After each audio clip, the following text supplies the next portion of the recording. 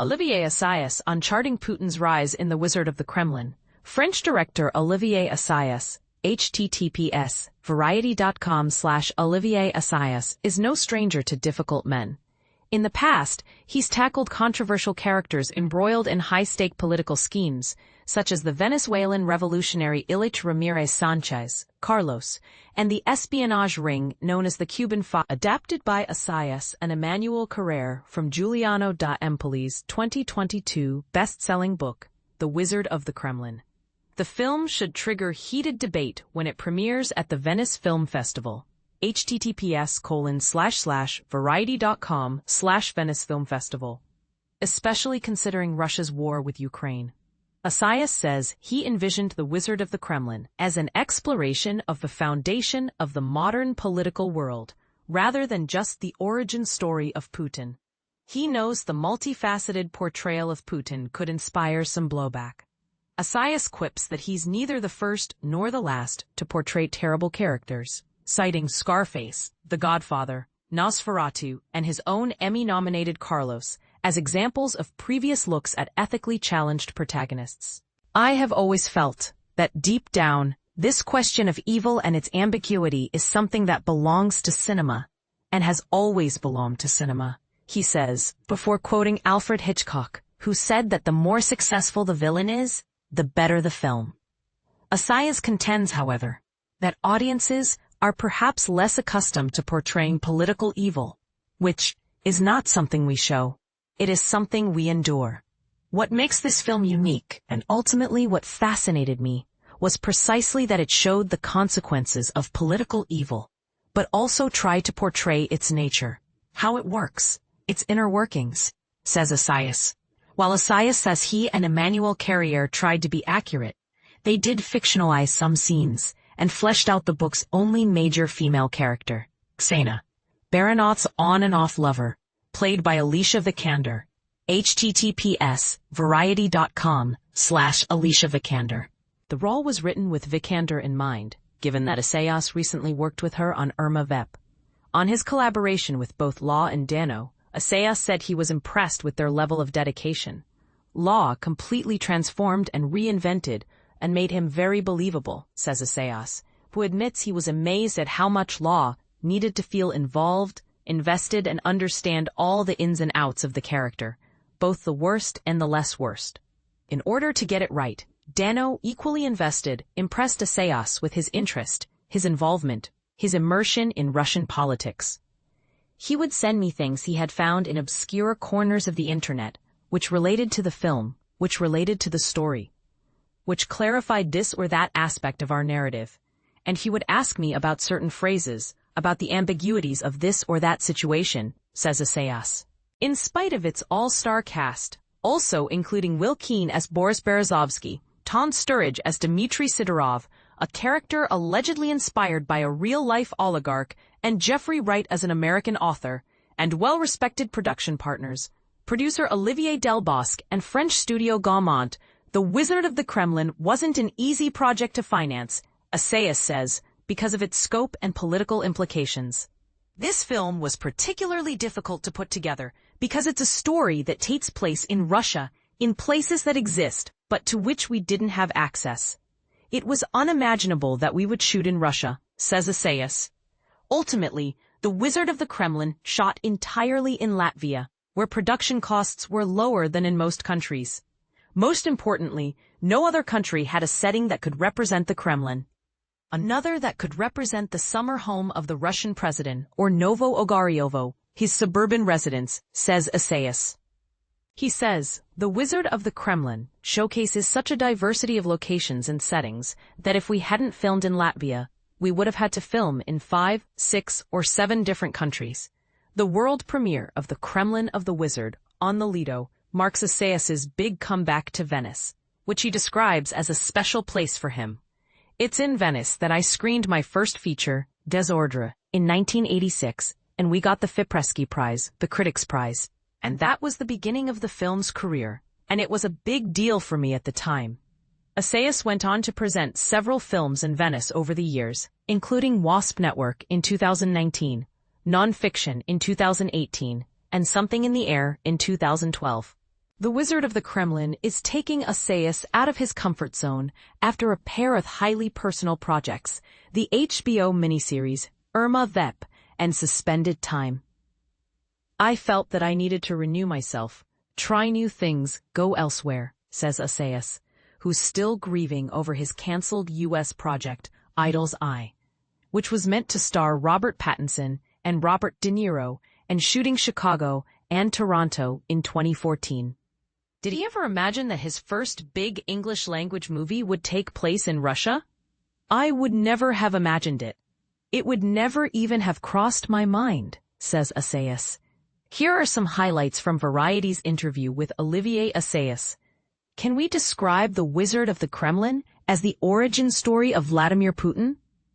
The story of how Vladimir Putin gradually became Russia's leader is something that has not been told or understood with the accuracy and precision of Giuliano's book, which has something that has to do with the origin story.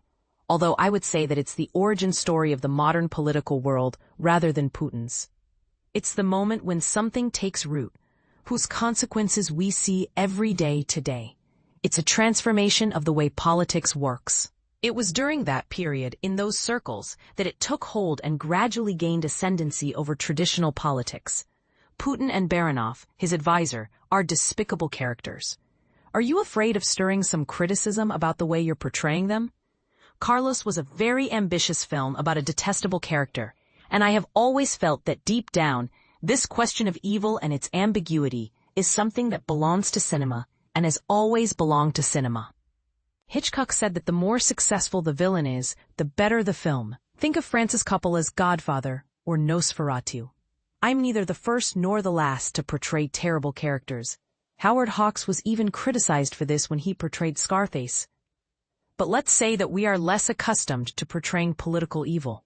Political evil is not shown, it is endured. We show those who endure it, and it's true, the uniqueness of this film, and ultimately what fascinated me, was precisely to show the consequences of political evil, but also to try to portray its nature, its inner workings. What compelled you the most when you read Giuliano da Empoli's book? I found that one of the strengths of Giuliano's portrayal of Vladimir Putin is that he found a villain, Baranov, who is a match for Putin's story, someone who embodies the evil of his era in many ways, but who, at the same time, is human, like all of us. I still have this conviction that everyone carries within them the totality of humanity, for better or for worse, without distinction. I think there is something that illuminates human beings, even within evil.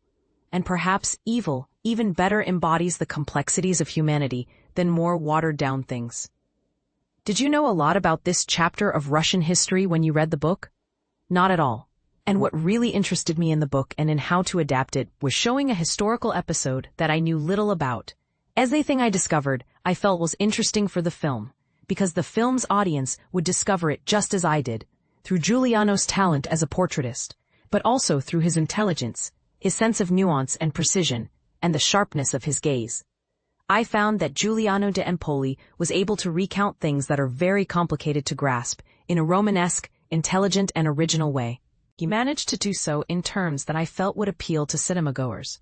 But at the same time, I was dragging my feet a bit at first, thinking that it was going to be very complicated because there's a lot of dialogue. Basically, it was not that easy to find a cinematic approach. So how did you approach the adaptation with Emmanuel Carrère? I've known Emmanuel Carrère forever, because we started out as journalists together. I was writing for Le Cahiers du Cinéma, and he wrote for Télérama and Positif. I said to myself, I'm going to tell a Russian story. I'm not Russian myself. I don't really know much about recent Russian political history. And I thought it would be valuable to work with someone like Emmanuel, who has a much finer and deeper knowledge of Russia than I do. When writing the screenplay with Emmanuel, I tried to be as faithful as possible to Giuliano da Empoli's book, because it's very beautiful, and it was the success of the book that ultimately brought us all together. But while we didn't take too many liberties with it, I knew I had to take some in order to make the film more visual, more romantic. The weakest point of the book was the character of Ksenia, the main female character. So the first two questions I asked myself when adapting the book were how to make the character of Ksenia central to the film, and because the book is a little wordy, We worked with these issues constantly in mind. How accurate is the film, historically speaking? When you're working on a project like this, you have to do the work of a journalist or a historian. We didn't compromise on truthfulness and accuracy, because it was proofread and validated by historians who are much more familiar than I am with the details of this period. We had 1,000 practical questions for them every day when we were writing and when we were preparing the film. One of the very positive aspects of making the film in Latvia was that we were able to have access to first-hand knowledge of the history, the characters, and so on. And so, nothing was left to chance. Latvia has quite a few Russian refugees that allowed us to have actors with Russian accents, and I was able to complete my research, validate the historical reconstruction, etc., with first-hand accounts from political journalists and Russian who emigrated. Even our local executive producers in Latvia used to have a political talk show. So they met Boris Berezovsky and most of the key figures in Russian politics at the time. Whenever I had a question, a doubt or a query, I would of course call Giuliano first to ask him to validate a particular option. Because once again, this is very similar to the way I worked when I made Carlos. That is to say, I believe that when dealing with politics, and contemporary politics in particular, it is essential to be extremely precise about the facts, even if there are ways to tell a story in a more human way. We already know the character of Baranov is fictional and allegedly inspired by Vladislav Surkov. How did Giuliano da Empoli learn so much about Putin and Surkov's relationship and conversations? One of the first times I met Giuliano, I said to him, "You must have contacts within the Russian state apparatus and informants who give you such precise knowledge of the facts and the inner workings, the mechanisms." He said to me, "No, I've been to Russia 4 times in my life. Yes, of course, I've met people, but that's not what inspired me."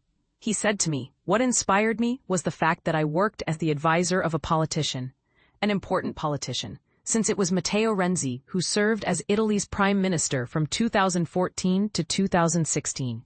As a young man, Giuliano wrote Renzi speeches, and he was observing the political world of his times through this prism.